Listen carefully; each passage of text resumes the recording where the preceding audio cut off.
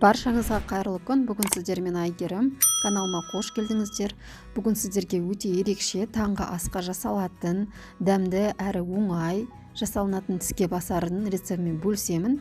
Видеоны соңына дейін қарап, менімен бірге болыңыздар.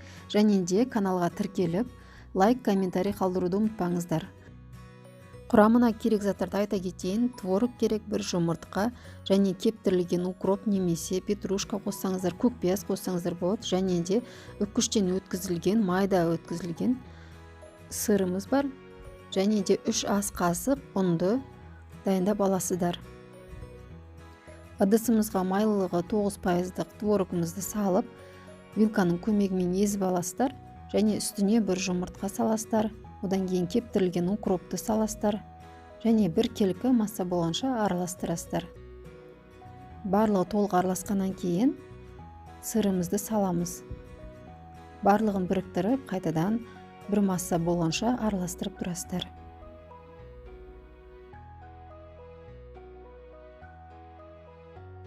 Толықтай массамыз біріктіргеннен кейін ұнды аздап салып, қамырымызды вилканың көмегімен араластырып аламыз. Бастапқы кезде қолға үйткені қатты жабысқақ болады.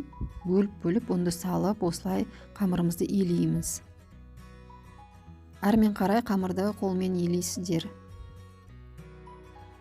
Қамырды илеп алдық. Мінекей видеода көріп тұрғандарыңыздай жұмсақ, қолға жабысқақ болады. Столімізге ұнды сеуіп, қамырымызды қойып, қолымызбен басып, домалақ қылып жайып шығамыз. Оқтаудың көмегі керек емес. Қолымызбен осындай домалақ форма жасап, әрине өздеріңіз табаларыңызға қарай формасын келтіресіздер. Және бір келкі осылай басып шығу керек. Қамырды орташа қалыңдықта жайып шығасыздар, қолмен басып, тым жұқа болып кетуге де болмайды, және де қалың болып кетпесін. Орташа жұқалықта жасап шығыңыздар. Және де ұнды көп сеппеңіздер. Мінекей осылай кескіштің көмегімен үшбұрышты треугольник сияқты кесіп аласыздар. Бұл әрине жегенге ыңғайлы, алдын ала кесіліп, осындай дайын күйде болады. Қызып тұрған табамызға кішкене майды құйып, және оның үстіне жаңағы үшбұрышты бөлген қамырларымызды салып шығамыз. Табамыздың асты баяу отта болу керек, тек баяу отта пісіресіздер. Барлығын осылай табанның бетіне жайғастырып шығасыздар.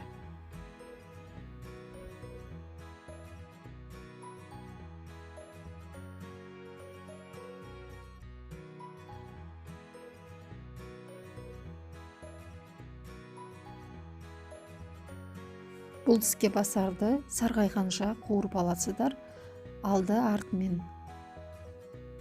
Мінекей осындай түсте болу керек. Барлығын осылай бір келкі қуырып аласыздар. Және майды көп құймайсыздар. Азғантай майдың өзінен осындай дәмді тіске басар жасауға болады. Видеоны соңына дейін қарап, менімен бірге болғандарыңыз үшін алғыс айтамын.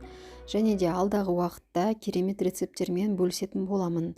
Сол рецепттерді жіберіп алмау үшін каналыма тіркеліп, комментарий, лайк қалдырып қойыңыздар. Және де қоңыраушаны басып қоясыздар.